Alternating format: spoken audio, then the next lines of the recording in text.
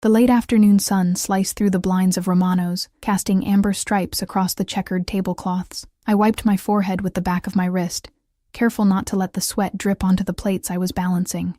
8 hours into my double shift, my feet throbbed inside my worn-out sneakers, and the smell of garlic and tomato sauce that usually comforted me had become suffocating. "Table 7's still waiting on their check, Ellie," Marco, the restaurant manager, called out as I passed the bar. His tone carried the usual edge of impatience he reserved especially for me. I know. I'll get to it right after I drop these off." I forced a smile, though what I really wanted was to sit down, even for just 5 minutes. But rent was due next week, and Dad's medical bills weren't going to pay themselves. Romano's was one of those old-school Italian places in Boston's North End that tourists loved and locals respected. Red leather booths, candles stuck in Chianti bottles, black and white photos of Rome on the walls. Nothing had changed in 30 years, including most of the clientele. Older Italian men who lingered over espresso, discussing business in hushed tones. I'd learned to become invisible here, to slide between tables without disturbing conversations, to refill wine glasses without making eye contact. It was safer that way. The less I was noticed, the fewer questions I'd have to dodge about my bruised wrist or the dark circles under my eyes.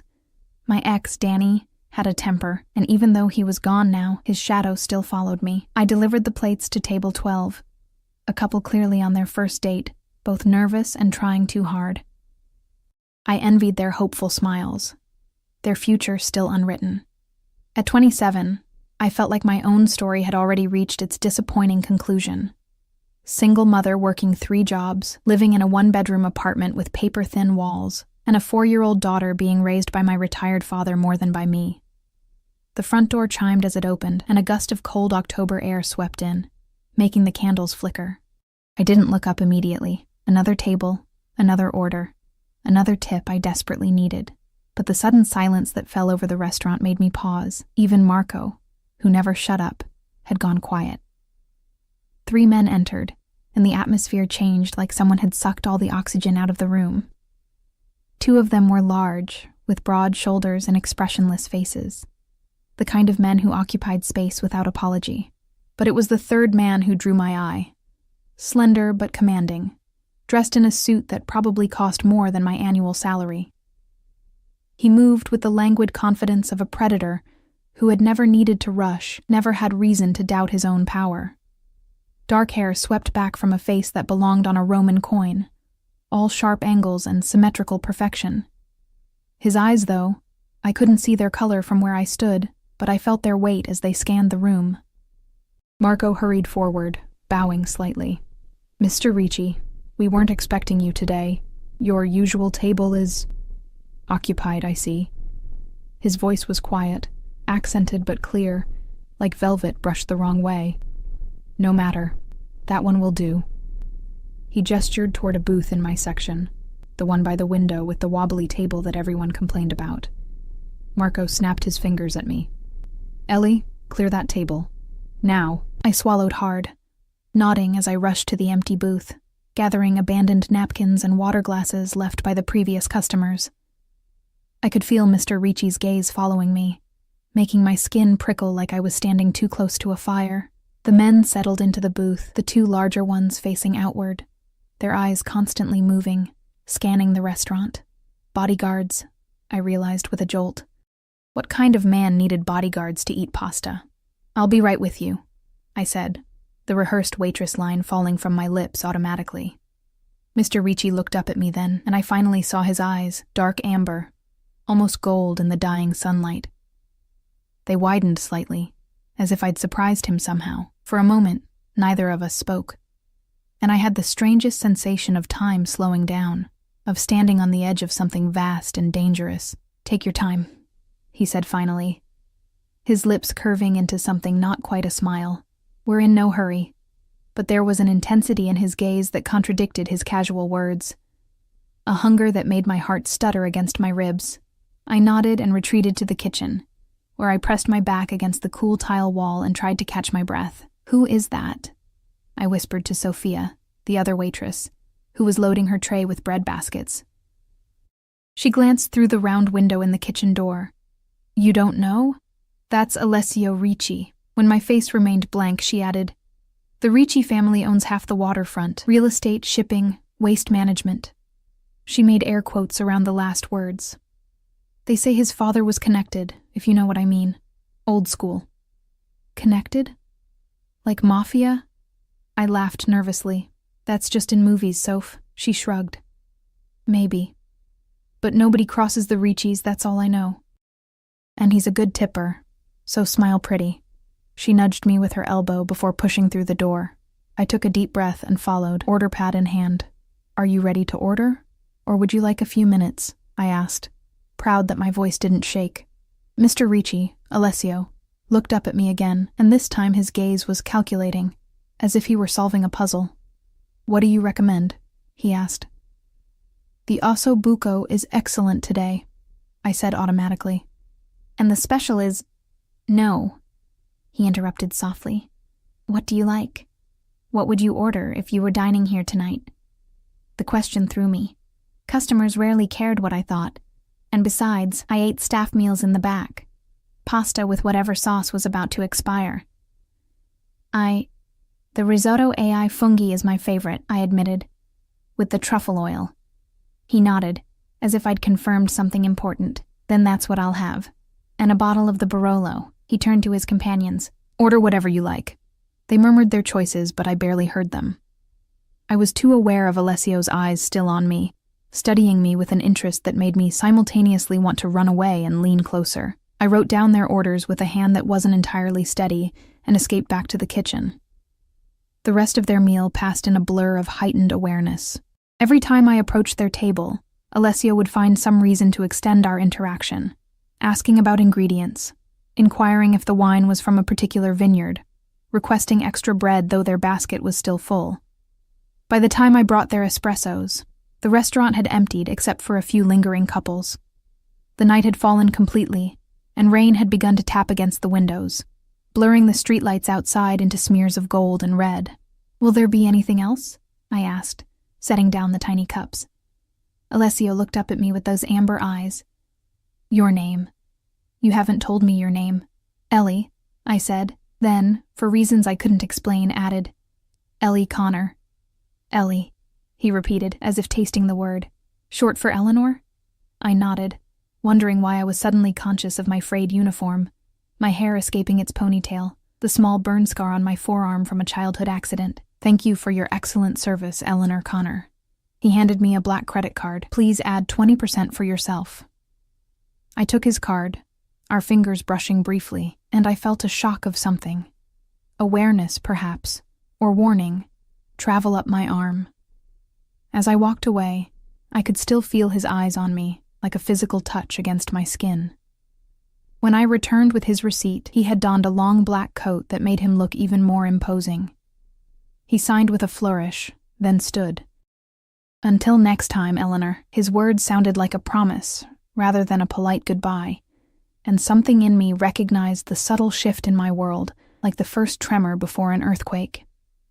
I watched them leave, rain splattering against the pavement as one of the bodyguards held an umbrella over Alessio. A sleek black car waited at the curb, its engine purring.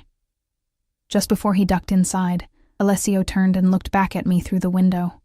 Our eyes met once more, and he nodded slightly, as if confirming a decision. After they left, I cleared their table and found the receipt. My heart nearly stopped. The tip was more than I made in a week. Told you, Sophia said, peering over my shoulder. The Riccis take care of people they like. Her tone suggested this wasn't entirely a good thing. It's just a tip, I said, trying to convince myself more than her. By the time my shift ended at midnight, the rain had become a torrential downpour. Thunder cracked overhead as I pulled my thin jacket tighter around me. I'd forgotten my umbrella, of course, and the nearest tea station was 3 blocks away. Taking a deep breath, I stepped out into the deluge. The water was freezing, soaking through my clothes within seconds. Wind whipped my hair across my face as I hurried down the deserted street, head down against the storm. The neighborhood, usually so lively, had turned eerie and abandoned, storefronts dark and shuttered. I was so focused on getting to the station that I almost missed it, the sound of screeching tires and a heavy thud. I looked up just in time to see a black car careen around the corner ahead, skidding on the wet pavement before speeding away, its taillights bleeding red in the rain. Something lay crumpled on the sidewalk where the car had swerved, a dark shape that hadn't been there before. My heart lurched into my throat as I realized it was a person. Without thinking, I ran toward the fallen figure, my sneakers splashing through puddles. As I got closer, I could make out a man in a dark coat lying motionless on his side. Blood mixed with rainwater beneath him, creating pale pink rivulets that disappeared into the storm drain. "Hey!" I called, dropping to my knees beside him. "Can you hear me?" The man groaned, shifting slightly. Relief flooded through me. At least he was alive. I fumbled for my phone, but in my panic, it slipped from my wet fingers and clattered to the pavement, the screen going black as water seeped into its cracks. Damn it.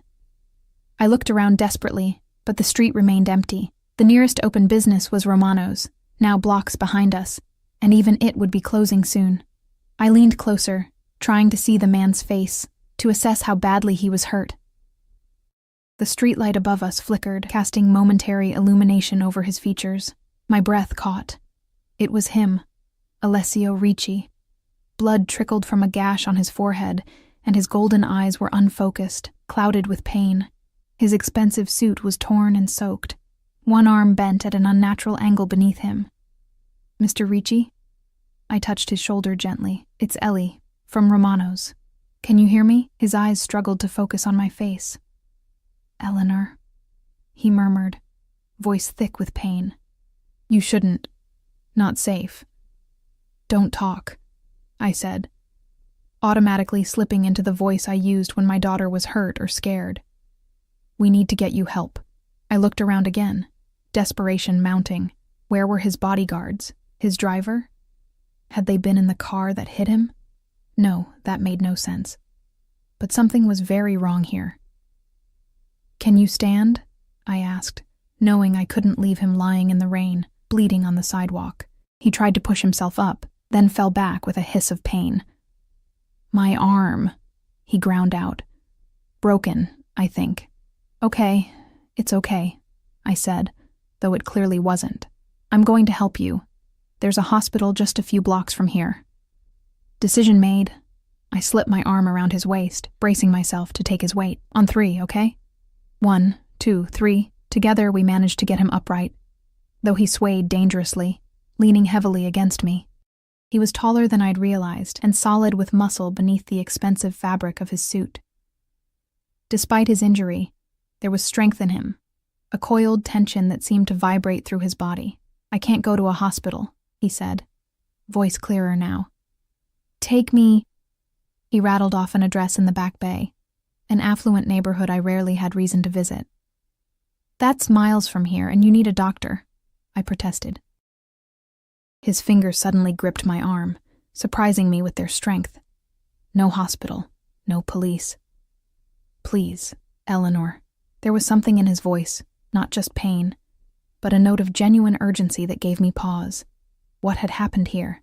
Who had tried to run him down? And why was he alone, without his guards?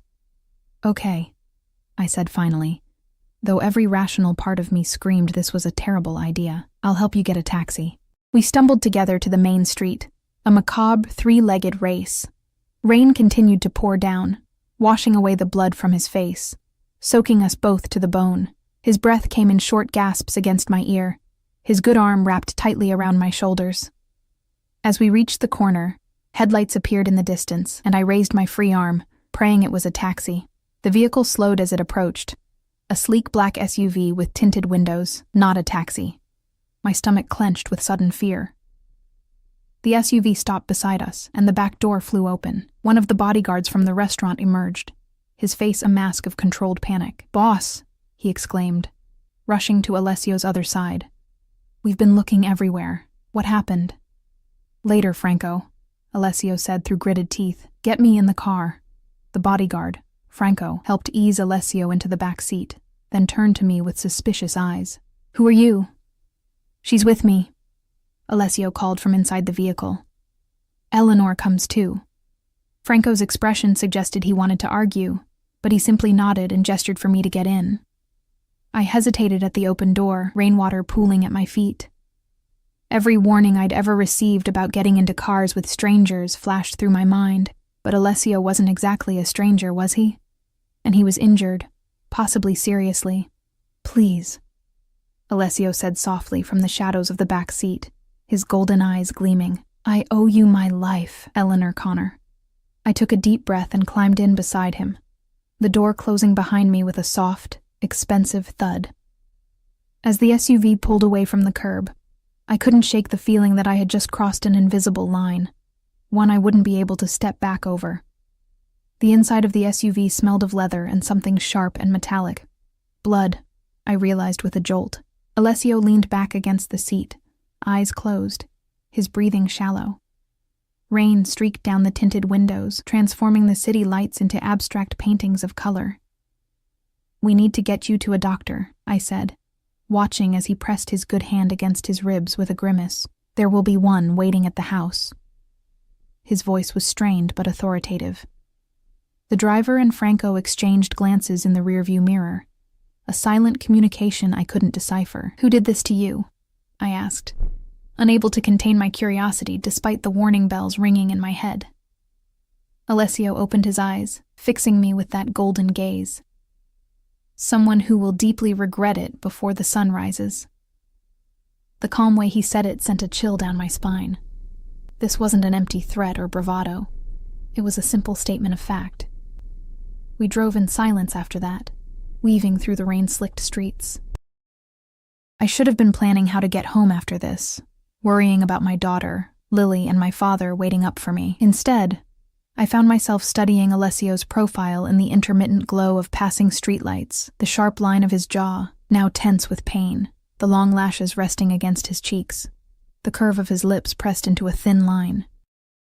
The SUV eventually turned onto a tree-lined avenue in Back Bay, where historic brownstones loomed like sentinels behind wrought-iron fences. We pulled into a private driveway beside one of the largest buildings. 4 stories of elegant stone with arched windows and a heavy wooden door that looked like it belonged in a medieval castle. Before I could reach for the handle, my door opened from the outside.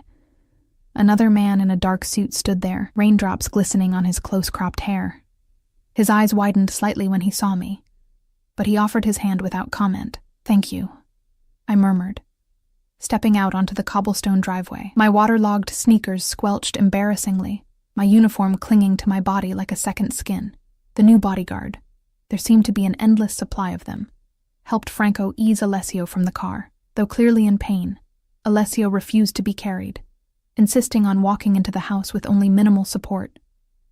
His pride was palpable, a tangible force that straightened his spine despite his injuries.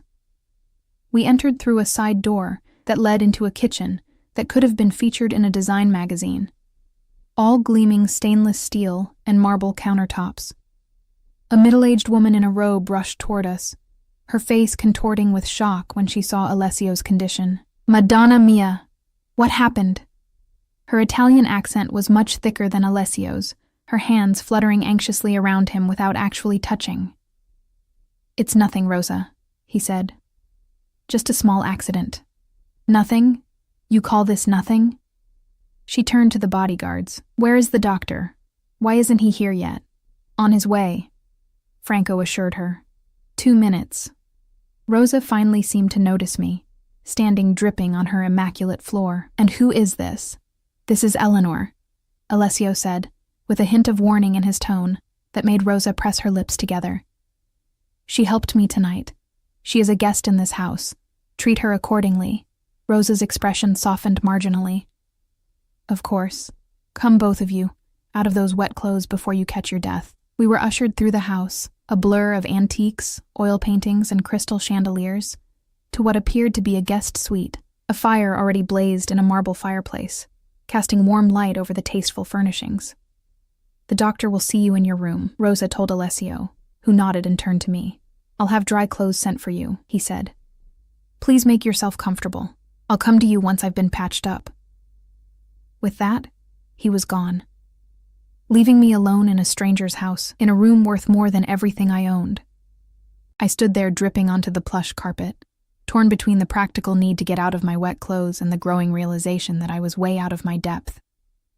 My phone was ruined, so I couldn't call my father to tell him I'd be late. Lily would be asleep already, thank goodness, but Dad would be worried. He always waited up for me, no matter how many times I told him not to. A soft knock at the door interrupted my thoughts. Rosa entered, carrying a stack of clothing and towels. "There is a bathroom through there," she said, gesturing to a door on the far side of the room. "I'm afraid these may be a bit large, but they are clean and dry. Thank you," I said, taking the items. "Do you have a phone I could use? I need to let my family know I'm okay." Something flickered in her eyes, surprise, perhaps, or calculation. "Of course. I will bring one after you've changed." The bathroom was larger than my entire apartment, with a shower that had more nozzles than I knew what to do with, and a tub that could have fit 3 people comfortably. I peeled off my wet uniform and stepped under the hot spray, letting it wash away the rain and blood, Alessio's blood, from my skin. As the water sluiced over me, reality began to sink in. I had dragged an injured man, not just any man, but one connected to who knows what kind of criminal activities. Off the street, I had gotten into his car, come to his house, and was now using his shower. Every crime show I'd ever watched screamed that this was how people disappeared, yet strangely, I wasn't afraid. There had been something in Alessio's eyes when he looked at me, a recognition almost, as if he knew me somehow, though we'd only just met. It didn't make sense, but then nothing about this night did. I finished my shower and dressed in the borrowed clothes, a man's silk pajama top that hung to my knees and matching pants I had to roll at the waist and ankles. I towel-dried my hair as best I could, then padded back into the bedroom. Rosa had returned, placing a tray with tea and sandwiches on a small table by the fire. Beside it sat a smartphone. "Mr. Ricci thought you might be hungry," she said. "The phone is for your use. If you need anything else, press 0 on the landline by the bed." "Thank you, Rosa," I said. Is Mr. Ricci okay?" Her expression softened slightly. "The doctor is with him now. He will be fine. He is strong, like his father." There was pride in her voice, and something else, a fierce protective instinct I recognized all too well. It was how I felt about Lily. After Rosa left, I called my father, keeping my explanation vague. A friend had an emergency. I was helping out. Would be home in the morning. He was too tired to question me much, which was a relief. I promised to explain everything tomorrow and hung up feeling both guilty and relieved. I was halfway through a sandwich, the best I'd ever tasted, naturally, when there was another knock at the door. My pulse jumped, though I told myself it was ridiculous to be nervous. "Come in," I called, setting down my tea. Alessio entered, moving more stiffly than before but looking markedly better. The blood had been cleaned from his face, the cut at his temple now neatly stitched. His broken arm was in a sleek black sling, and he had changed into a simple white shirt and dark pants that somehow looked as formal on him as his suit had. "Eleanor," he said, his accent caressing the syllables of my name. "I hope you're feeling more comfortable now." "Yes, thank you," I said, suddenly self-conscious in the borrowed pajamas. "How are you? That was quite a hit you took." He moved to sit in the armchair opposite mine, his movements careful but precise. "Broken arm, 2 cracked ribs, and a mild concussion. It could have been much worse if you hadn't been there." "What happened out there? It looked like someone tried to run you down on purpose." His expression didn't change, but something hardened in his eyes. "That's exactly what happened, but it's not your concern." "Not my concern? I dragged you off the street, ruined my phone, and I'm sitting in your guest room wearing someone else's pajamas," I countered, my exhaustion finally dissolving some of my caution. "I'd say that makes it slightly my concern." To my surprise, Alessio laughed, a warm, rich sound that transformed his face, making him look younger and more approachable. "You're right, of course. Let's just say I have competitors who would prefer I wasn't in the picture." "Competitors in what?" I asked, though I wasn't sure I wanted the answer. "Business," he replied simply. Then, changing the subject with practiced ease, "Tell me about yourself, Eleanor Connor. What brings a woman like you to work double shifts at Romano's?" "A woman like me?" I echoed, not sure whether to be offended. "Intelligent, observant, brave enough to help a stranger in the rain." His eyes held mine. "You don't belong there." I looked away, uncomfortable with his assessment and the intensity of his gaze. We all do what we have to do. I have bills to pay, like everyone else. And a family to support? It wasn't really a question. I nodded, wondering how he knew. My daughter Lily, she's 4, and my father who watches her while I work. The child's father? Not in the picture. My tone made it clear I didn't want to elaborate. The last thing I wanted to think about was Danny and his jealous rages, the terror that had driven me to take Lily and run in the middle of the night, leaving behind everything we owned. Alessio studied me, as if piecing together the parts of me I wasn't saying aloud. You said you have bills. Medical bills, I think. Your father? I stared at him, startled by his perception. How did you... You mentioned double shifts, which suggests urgency. You look exhausted but well-groomed, so you're not spending money on vices. And you have a particular expression when you mention your father, concern mixed with love. He has a heart condition, I admitted. Insurance covers some, but not all of the treatments he needs. And Boston rent isn't cheap, even in my neighborhood. Alessio nodded thoughtfully. And you work other jobs besides Romano's? Morning shift at a coffee shop near my apartment. Weekend receptionist at a law firm when they need coverage. I shrugged. It's temporary until I can finish my degree. What were you studying? Nursing. I had to drop out when I got pregnant with Lily. I didn't add that Danny had insisted I quit, that he'd hidden my textbooks and deleted my professor's emails when I'd tried to continue. Something softened in Alessio's expression. You should finish. It would be a waste of your intelligence not to. I laughed without humor. Easy to say. Not so easy to do when you're juggling 3 jobs and childcare. Perhaps. He leaned forward slightly, wincing as the movement pulled at his ribs. Eleanor, I owe you a debt. You may have saved my life tonight. I just did what anyone would do, I said, uncomfortable with his intensity. No. His voice was firm. What you did was extraordinary. Most people would have walked by, called an ambulance at most. You put yourself at risk to help me. A stranger. I shrugged, not knowing how to respond. The fire crackled in the hearth, filling the silence between us. It's late, Alessio finally said. You should rest. In the morning, my driver will take you wherever you need to go. Thank you, I said, for the clothes and the room and everything. He stood, moving with that same careful grace despite his injuries. No, Eleanor Connor, thank you. He paused at the door. Sleep well.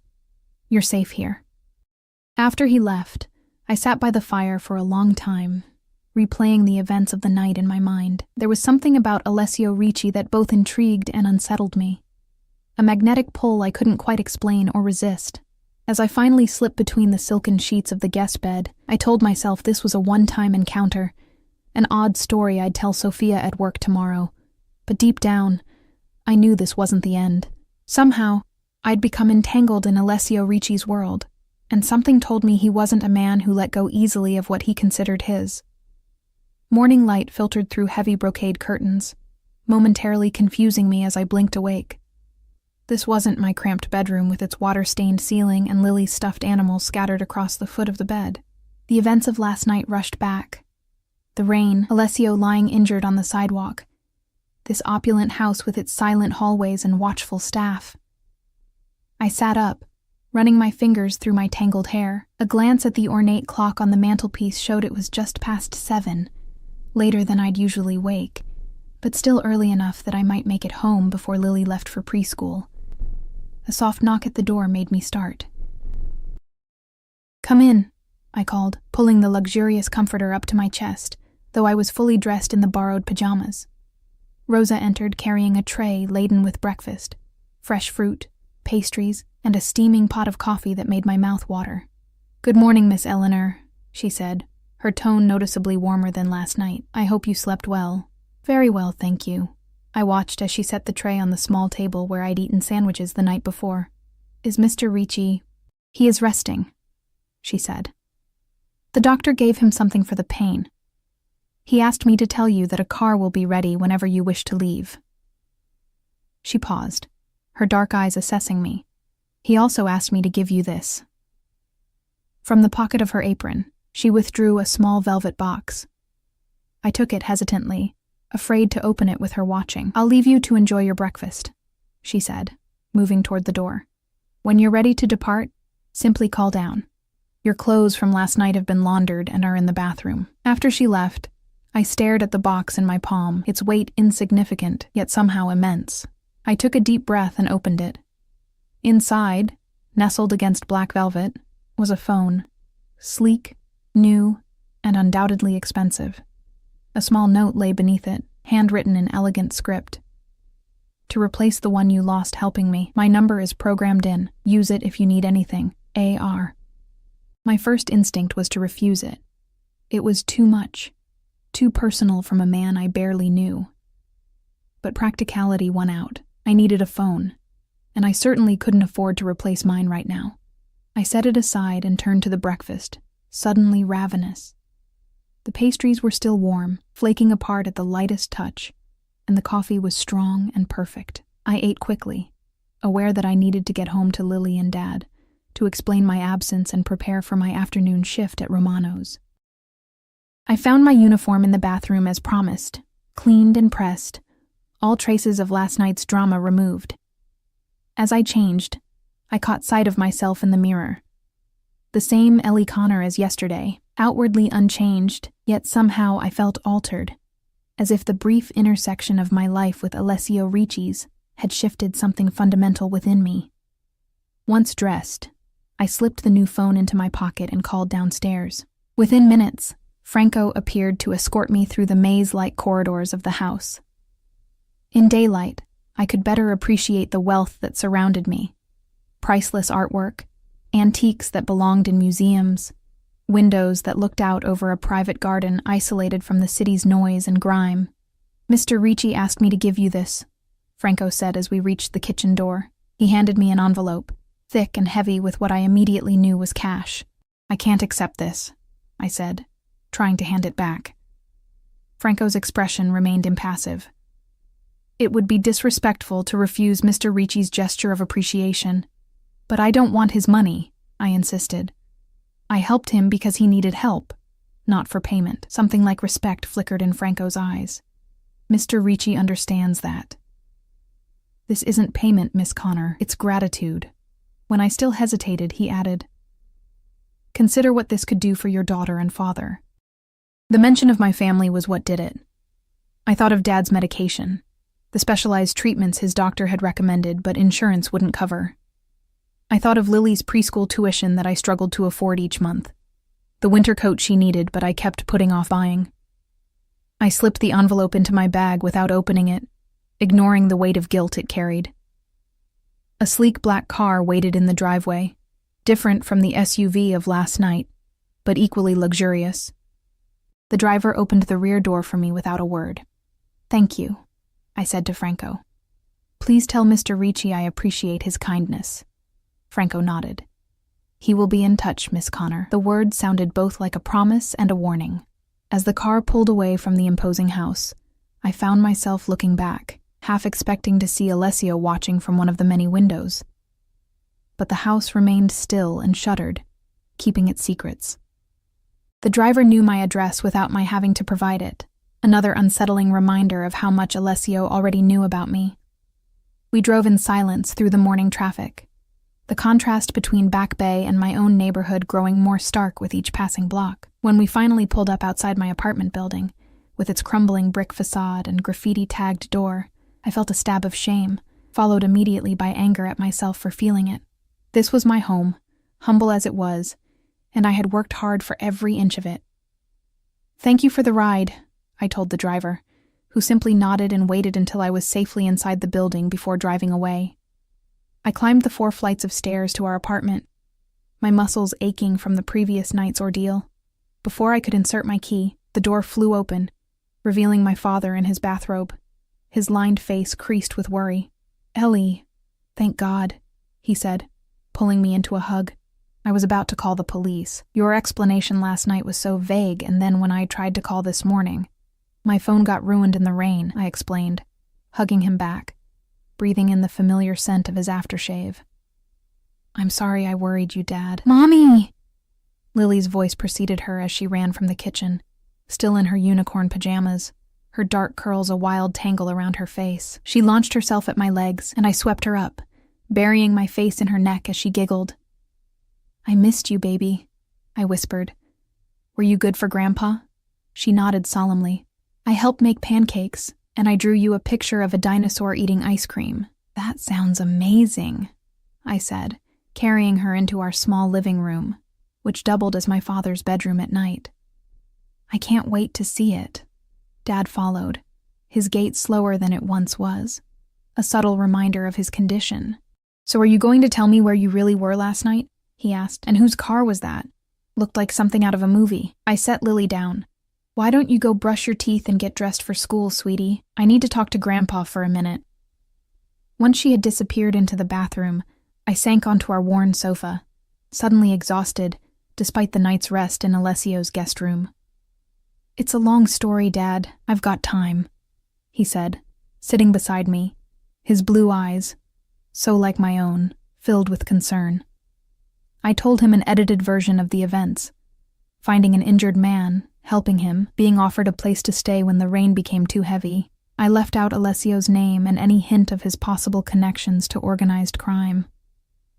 Dad had enough to worry about without adding that to the list. "You're too trusting, Ellie," he said when I finished. "This city isn't like the small town we came from. People here—" He trailed off, shaking his head. "I'm fine, Dad. Nothing happened." I patted his knee reassuringly. "And look, they even gave me a new phone to replace my ruined one."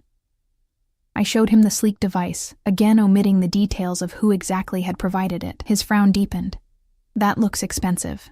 "It was the least they could do, considering I helped their friend," I said lightly. "Now, let me get Lily ready for school, and then you should rest. Did you take your medication this morning?" The change of subject worked, and soon we were back in our normal routine. Hurrying Lily through breakfast, finding her missing shoe, packing her lunch, all while Dad sat at the kitchen table with his pills and tea. The normalcy was comforting after the surreal interlude in Alessio's world. After dropping Lily at preschool, I returned home to shower and change before my afternoon shift at Romano's. I finally opened the envelope Franco had given me, gasping when I saw the amount. It was enough to cover Dad's specialized treatment for 6 months and Lily's tuition for the rest of the year, with plenty left over. My hands trembled as I tucked it into my sock drawer, beneath my winter sweaters. This changed everything, at least temporarily, but I couldn't help wondering what invisible strings might be attached. I arrived at Romano's 20 minutes before my shift, hoping to speak with Sophia before we got busy. She was already there, setting tables, her eyebrows shooting up when she saw me. Well, look who decided to show up," she said. "I thought you might have run off with Mr. Tall, Dark, and Dangerous after your shift last night." I stared at her. "What are you talking about?" She glanced around to make sure Marco wasn't within earshot. "Don't play dumb, Ellie. I saw you leave with Ricci and his men. Or rather, I saw them waiting outside when you left. What happened? Did he invite you to some fancy after-party?" "It wasn't like that," I said, dropping my voice. "There was an accident. He was hurt, and I helped him." Sophia's eyes widened. "Hurt? Alessio Ricci? What happened?" "Car accident," I said vaguely. "Look, it's not a big deal. I just want to forget about it and get back to normal life." "Normal life," she echoed, shaking her head. "Ellie, there's nothing normal about getting involved with the Riccis. Trust me on this." "I'm not involved with anyone," I insisted. "It was one weird night. End of story." She looked unconvinced, but was prevented from pressing further by Marco's arrival. The lunch rush started soon after, and I threw myself into work, grateful for the distraction. Yet throughout my shift, I found myself watching the door, half expecting Alessio to appear with his bodyguards and that intense golden gaze. He didn't come, and by closing time, I had almost convinced myself that Sophia was overreacting, that my brief encounter with Alessio Ricci would remain just that, brief. I was wiping down my last table when Marco approached, his usual scowl replaced by an uncharacteristic nervousness. "Ellie, there's someone asking for you," he said, his voice low. "In the back office." My heart stuttered. "Who is it?" "Just go see," Marco said, not meeting my eyes. I made my way to the small office at the rear of the restaurant, my pulse quickening with each step. When I opened the door, however, it wasn't Alessio waiting for me. It was Franco, his broad frame making the cramped space seem even smaller. "Miss Connor," he said with a slight nod. "Mr. Ricci would like to see you. Is he okay?" I asked, genuine concern bubbling up. "His injuries—" "He's recovering well," Franco assured me. "He has a proposition for you and believes it would be best discussed in person." "A proposition?" I echoed, unease creeping up my spine. "A job offer," Franco clarified. "One that would solve your financial concerns permanently." I thought of the envelope in my sock drawer, of Dad's medicine and Lily's future. What kind of job? "That's for Mr. Ricci to explain." Franco checked his watch. "The car is waiting whenever you're ready." I hesitated, torn between curiosity and caution. I should go home first, let my father know. "Of course, we can stop at your apartment on the way." The way. As if my acceptance was already assured. I should have been offended by the presumption, but instead, I felt a flutter of anticipation. What kind of job could Alessio Ricci possibly offer a waitress like me? "Let me get my coat," I said, making my decision. As I followed Franco out the back exit, I caught Sophia watching me, her expression a mixture of worry and resignation. I gave her what I hoped was a reassuring smile, though in truth, I had no idea what I was walking into. The car ride to my apartment was silent, with Franco sitting in the front passenger seat while I stared out the window in the back, watching familiar streets slide by. What was I doing? Getting involved with someone like Alessio Ricci went against every survival instinct I'd developed after escaping Danny. Yet here I was, agreeing to meet him, considering a job offer I knew nothing about. When we reached my building, Franco surprised me by accompanying me upstairs. "Mr. Ricci's orders," he explained when I raised an eyebrow. "Your safety is a priority." The idea that I needed protection in my own building was both insulting and, if I was honest, not entirely unwarranted. The lock on the front door had been broken for months, and just last week, Mrs. Petrov from 3B had her purse snatched in the stairwell. Dad was dozing in his recliner when we entered, but he woke immediately at the sound of the door, his eyes widening at the sight of Franco filling our narrow hallway. "Dad, this is—" I hesitated, unsure how to introduce a Mafia bodyguard. "Franco Vannucci," he supplied smoothly, stepping forward to shake my father's hand with surprising gentleness. "I work for Mr. Ricci. Your daughter has been invited to dinner this evening." Dad looked from Franco to me, concern etched into the lines of his face. "Ricci? As in the Ricci family that owns half the waterfront?" I blinked in surprise. "You know them?" "Everyone who's lived in Boston more than a decade knows the Riccis," Dad said, his tone unreadable. "They've been here since before I was born." Something in his voice made me look at him more closely. There was recognition there, and something else. Respect, perhaps, or wariness. Before I could question him further, Lily burst from her room, stopping short when she saw Franco. "Who are you?" she asked with a 4-year-old's directness, her head tilted back to take in his towering height. Franco's stern expression softened marginally. "A friend of your mother's," he said, reaching into his pocket and producing a small wrapped candy. "For you, if your mother permits." I nodded, and Lily accepted the treat with solemn gratitude, before retreating to the safety of Dad's side, still watching Franco with wide eyes. "I won't be late," I told Dad, bending to kiss his cheek. "There's leftover pasta in the fridge for dinner." "Be careful, Ellie," he murmured, gripping my hand briefly. The intensity in his eyes made me wonder again what he knew about the Riccis that I didn't. I changed quickly into the nicest outfit I owned, a simple navy blue dress I usually saved for job interviews, and ran a brush through my hair. As I applied a touch of mascara and lip gloss, I told myself this was just business, whatever job Alessio was offering. The flutter in my stomach when I thought of seeing him again was nothing more than nerves. Franco waited patiently, somehow managing to look both out of place and completely at ease in our cluttered living room. When I emerged from the bathroom, he gave a short nod of approval. "Ready?" I asked, grabbing my coat and purse. "One moment." Franco stepped closer, lowering his voice so Dad and Lily, now engrossed in a cartoon, couldn't hear. Mr. Ricci asked me to give you this before we arrive. He handed me a small card with an address written on it, different from the Back Bay mansion of the previous night. Memorize it, then destroy it. For your safety and Mr. Ricci's. The cloak and dagger routine should have seemed absurd, but something in Franco's serious expression stopped the laugh that had risen to my throat. I read the address, a location in the North End, not far from Romano's, then tore the card into tiny pieces and flushed them down the toilet. When we returned to the car, I noticed we were now being followed by a second vehicle, a dark SUV with tinted windows. Franco saw me looking and gave a slight nod. Security protocol. Nothing to worry about. The drive took us deep into the North End, past the tourist traps, and through narrow streets lined with aging tenements and family-owned businesses. We eventually pulled up to an unassuming brick building with a small, discreet sign reading Vesuvio. No windows face the street, just a heavy wooden door with a small brass knocker. Franco escorted me to the entrance, where another suit-clad man stood guard, his eyes constantly scanning the street. He nodded to Franco and opened the door without a word. Inside was an intimate restaurant with perhaps a dozen tables, most empty at this early dinner hour. The lighting was soft, the decor understated but elegant. Dark wood, crisp white tablecloths, fresh flowers. An older man in a perfectly tailored suit approached us, his smile warm but respectful. "Miss Connor," he said, taking my hand. "Mr. Ricci is waiting for you in the private dining room.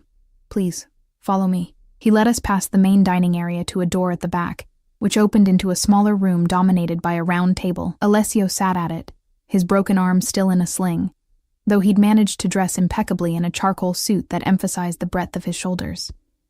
He rose as I entered, and I was struck again by the fluid grace of his movements despite his injuries. "Eleanor," he said, his accent caressing my name, "thank you for coming." Franco positioned himself by the door, as the older man discreetly withdrew, leaving us alone in the candle-lit space. The table was set for two, with fine china and crystal that gleamed in the soft light. "Your injuries look better," I said, unsure how to begin. "They are healing," he agreed, gesturing for me to take a seat. "The doctor tells me I have you to thank for that. If you hadn't found me when you did." He left the sentence unfinished, but his meaning was clear. A waiter appeared with wine, pouring a rich red into our glasses, before vanishing as silently as he'd arrived. "You said you had a job offer for me," I said, getting straight to the point. "I appreciate the dinner invitation, but I should be clear. I'm not looking to get involved in anything complicated." Alessio's lips curved slightly. "By complicated, I assume you mean illegal." I held his gaze. "Yes. I respect your directness, Eleanor." He took a sip of his wine. "Let me be equally direct. I need a personal assistant, someone intelligent, discreet, and trustworthy. The position would include a significant salary, health benefits for you and your family, and a flexible schedule to accommodate your daughter's needs." I blinked, not having expected something so normal. What would this position entail exactly? Managing my calendar, handling correspondence, coordinating with my household staff. He shrugged his good shoulder. "Basic administrative duties. The unique aspect is that the role requires someone I can trust implicitly. And you trust me?" I couldn't hide my skepticism. "You barely know me." "I'm an excellent judge of character," he said simply, "and what I do know about you is impressive. You work multiple jobs to support your family. You stop to help a stranger in a dangerous situation. You refuse payment for that help." His golden eyes held mine. These are the actions of someone with integrity. The waiter reappeared with appetizers, delicate arrangements of seafood that made my mouth water despite my reservations. "What about my current jobs?" I asked, trying to think practically. "You would no longer need them. The salary I'm offering would more than compensate for all three of your current positions combined." I took a sip of wine to hide my surprise. It was rich and complex, probably costing more than I made in a day. "That's generous." "It's fair compensation for the role," Alessio corrected. "The position requires discretion and flexibility. There may be late nights or early mornings. Occasional travel might be necessary. In return, you would have resources to care for your family properly and eventually complete your nursing degree, if that's still your ambition." The mention of my abandoned education caught me off guard. You remembered that. I remember everything about our conversations, Eleanor. His intensity made me look away, focusing instead on the food before me. Why me? I asked finally. There must be dozens of qualified candidates with actual administrative experience. Experience can be gained, trustworthiness cannot. Alessio leaned forward slightly. When you found me on that sidewalk, you could have called an ambulance or the police. For a man in my position, either would have created complications. Instead, you helped me directly, asking nothing in return. That kind of instinctive discretion is rare and valuable to me. A suspicion formed in my mind. Was it really an accident? Or was it a test? Alessio's expression remained neutral, but something flickered in his eyes, surprise, perhaps, or approval. Would it matter if it was? Of course it would, I said, indignation rising. That would mean you manipulated me from the start. It wasn't a test, he said after a moment. The attempt on my life was very real.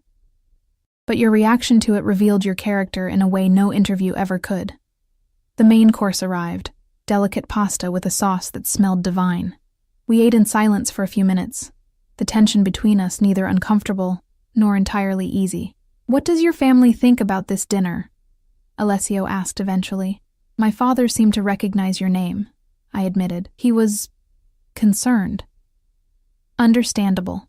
The Ricci name carries certain associations in Boston. Are those associations accurate? I asked boldly. Alessio studied me for a moment. My family has been in this city for generations. We've built businesses, created jobs, contributed to the community. Have we always operated strictly within the boundaries of conventional law? No. But we have our own code, one that values loyalty, family, and honor above all else. It wasn't quite an admission, but it wasn't a denial either. And where would I fit into this code? Under my protection, he said simply. You and your family would become an extension of my household. No one would dare harm you. The implication that we might need such protection sent a chill through me. Is that because this job would put us in danger? No. It's because this world can be dangerous, regardless of your association with me. The difference is that without me, you face those dangers alone. His voice softened. I've had you investigated, Eleanor. I know about your ex-husband. I froze, my fork halfway to my mouth. Ex-boyfriend. I corrected automatically, my voice barely audible. We were never married. But he believes he still has a claim on you. On your daughter. Alessio's tone had hardened. He's been released from prison. Did you know that? The blood drained from my face.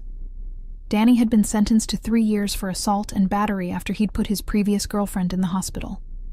It was why I'd felt safe enough to stay in Boston after leaving him, knowing he was locked away. When?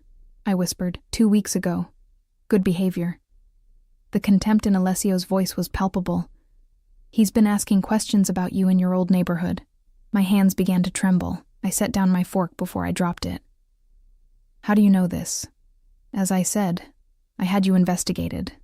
Thoroughly. At least he had the grace not to apologize for the invasion of privacy. Working for me would mean a new apartment in a secure building, with proper security, a better school for Lily, medical care for your father. And all I have to do is answer your phones and manage your calendar? I couldn't keep the disbelief from my voice. And maintain absolute discretion about what you see and hear, he added. Your loyalty would be to me and me alone. The implications hung in the air between us. This wasn't just a job offer, it was an invitation into his world, with all its complexity and danger. Yet the alternative, Danny finding us, the constant struggle to make ends meet, Dad's deteriorating health, seemed suddenly more frightening. I need time to think about this, I said finally. Of course. Alessio reached across the table, his fingers brushing mine briefly. Take all the time you need, but Eleanor... His gaze held mine. I protect what's mine. If you accept this position, you and your family will never have to fear anyone again. I give you my word. The possessiveness in his voice should have alarmed me. Instead, it sent a different kind of shiver through me, not fear, but something far more complicated. As dessert arrived, a delicate tiramisu that melted on my tongue, I found myself imagining a life where Lily could have her own room, where Dad could receive the treatment he needed, where I might finally finish my degree. A life under Alessio Ricci's protection. Under his watchful golden eyes. Would I still be able to see my friends? I asked, thinking of Sophia and her warnings. Your life would remain your own, he assured me, with certain necessary precautions. And if I decide this isn't for me after trying it? Something hardened in his expression. I won't hold you against your will, Eleanor. But once you enter my circle of trust, leaving it becomes complicated, for both our sakes. The warning was clear, and I appreciated his honesty even as it gave me pause. As we finished our meal and Alessio signaled for the check, which never actually appeared, I noticed. I made a decision. 1 month, I said. I'll give it a trial period of 1 month. If it doesn't work out for either of us, we part ways. No complications. Alessio studied me for a long moment, then nodded. 1 month. Starting tomorrow. He extended his hand across the table, and I took it, feeling the warmth and strength of his grip. Welcome to the family, Eleanor Connor. As Franco drove me home that night, the city lights blurring past the window, I wondered what I had just committed to, and why, despite all rational caution, I felt more hopeful than I had in years. 3 weeks into my employment with Alessio Ricci, and my life had transformed beyond recognition. We'd moved into a spacious 3-bedroom apartment in a secure building owned by the Ricci family, one where men in suits discreetly monitored the entrances and cameras watched the hallways. Lily had her own room for the first time, painted lavender at her request, with a window seat overlooking a small park. Dad occupied the 3rd bedroom, his medical care now handled by a private physician who made house calls twice a week. And I had become Alessio's shadow, learning the intricacies of his legitimate business empire. Real estate holdings, shipping companies, restaurants, and more. My days were spent in his office in a renovated warehouse by the harbor, managing his schedule, screening his calls, and gradually understanding the complex web of relationships that constituted his world. He was, I discovered, a man of contradictions, ruthless in business negotiations, yet generous with his employees, intimidating to those who crossed him, yet surprisingly gentle with me. He never raised his voice, never made a crude remark, never treated me as anything less than a respected colleague. Yet beneath his professional demeanor, I felt his attention like a physical touch whenever we were in the same room, his golden eyes following my movements, his hand occasionally brushing mine when I handed him documents. I knew he wanted more than my administrative skills, but he never pressed, never made me uncomfortable. It was as if he was waiting, patient as a predator who knows his prey has nowhere to run. The strangest part was that I didn't want to run. Despite Sophia's warnings and my own initial fears, I found myself drawn to him, fascinated by the power he wielded so effortlessly and the loyalty he commanded from those around him. It was an attraction I fought daily, reminding myself of the risks, of the fact that I still didn't fully understand the darker aspects of his business. Today had been particularly intense. A meeting with representatives from a rival family had run long, the tension in the room thick enough to cut. I'd served coffee and taken notes, feeling the assessing gazes of the other men, knowing they were trying to determine my importance to Alessio based on how he treated me. After they'd left, Alessio had loosened his tie with a sigh, the only visible sign of the strain he'd been under. You did well, he'd told me, that simple praise warming me more than it should have. Not many could remain so composed in that situation. Now, as I stood in my new kitchen preparing dinner, I replayed the moment in my mind. Lily sat at the counter, coloring intently, while Dad napped in his room, his condition already improving under the new medication regimen. The doorbell rang, startling me from my thoughts. We never had unexpected visitors. The building's security saw to that. I wiped my hands on a dish towel and moved to the intercom. Yes? Package delivery for Connor, came the response from the lobby. I frowned. Deliveries usually came during the day, and the doorman always called up first. Leave it with the doorman, please. Need a signature, ma'am? Manager's orders. Something felt wrong. I hesitated, remembering Alessio's warnings never to open the door without verification.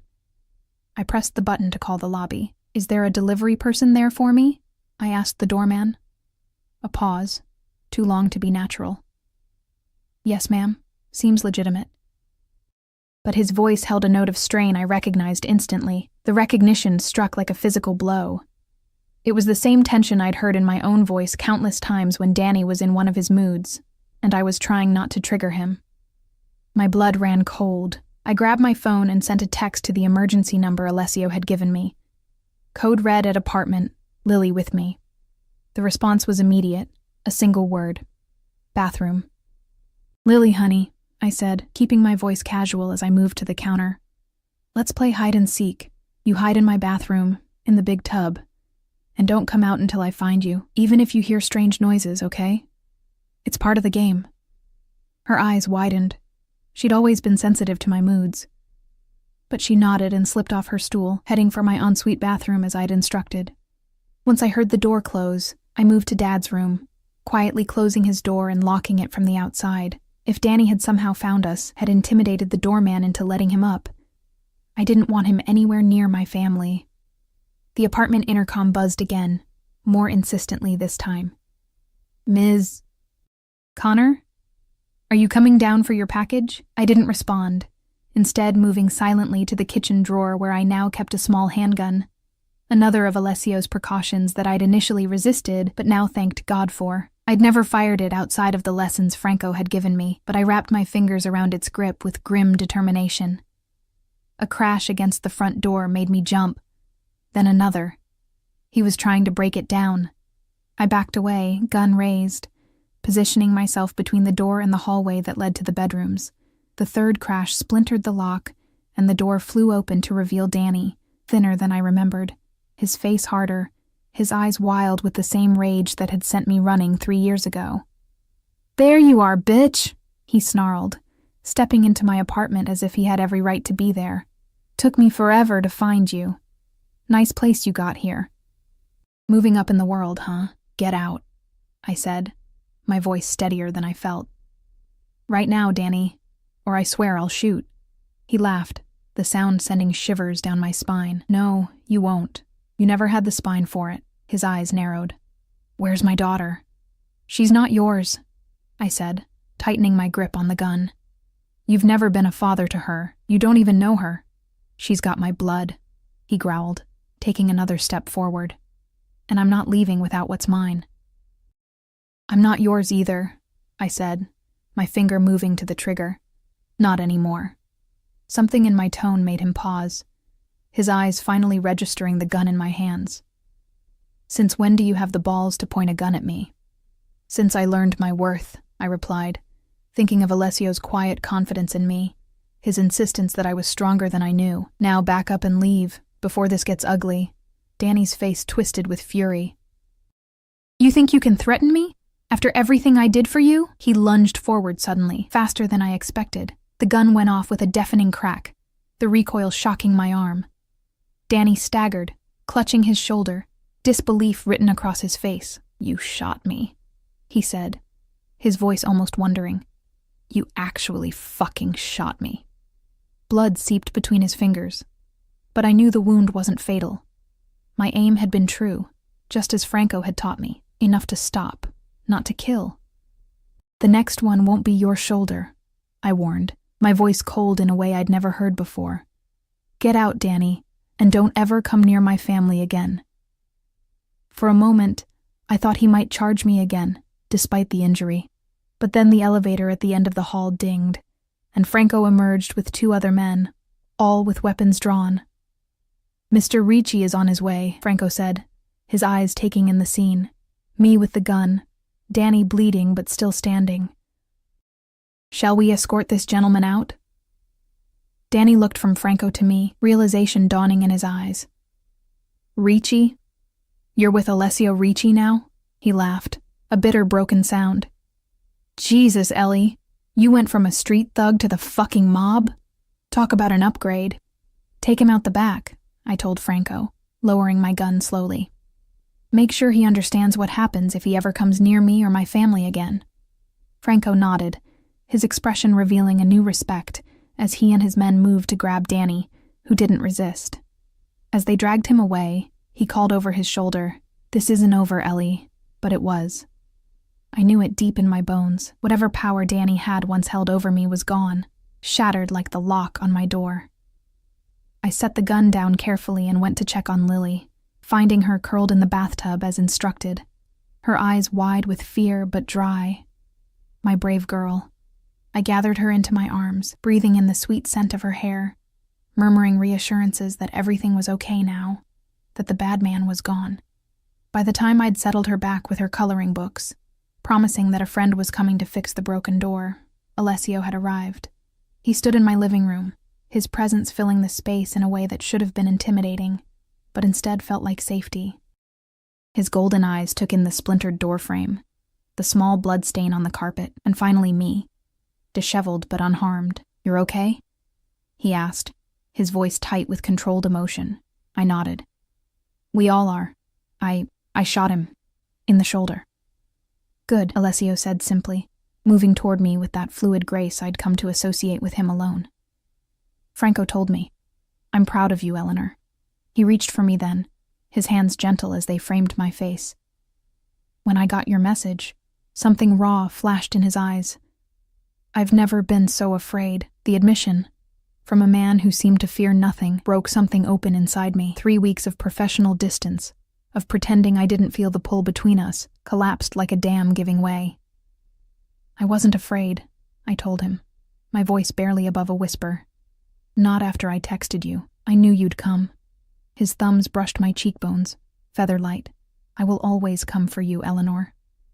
Always." And then he kissed me, his lips claiming mine with a possessiveness that should have frightened me, but instead felt like coming home.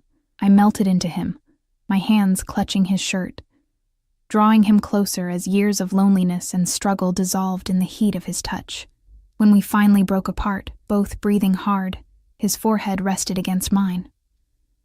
"I've wanted to do that since the night you dragged me off that sidewalk," he confessed. "Why did you wait?" I asked. "I needed you to choose me," he said simply. "Not the security I could provide, not the financial stability, but me, with all my complications and darkness." I looked up into those golden eyes and saw the truth there, the possessiveness, yes, but also a depth of feeling that matched my own. "I choose you," I whispered. Complications and all. His smile transformed his face, making him look younger, almost boyish. "Then you're mine now, Eleanor Connor, and I protect what's mine." As his lips found mine again, more demanding this time, I realized I'd crossed that invisible line completely now, stepping fully into Alessio Ricci's world with my eyes wide open. There would be challenges ahead, lines to negotiate, boundaries to establish, but for the first time in years, I wasn't facing life's battles alone. I had found my protector, my equal, my match. And in his arms,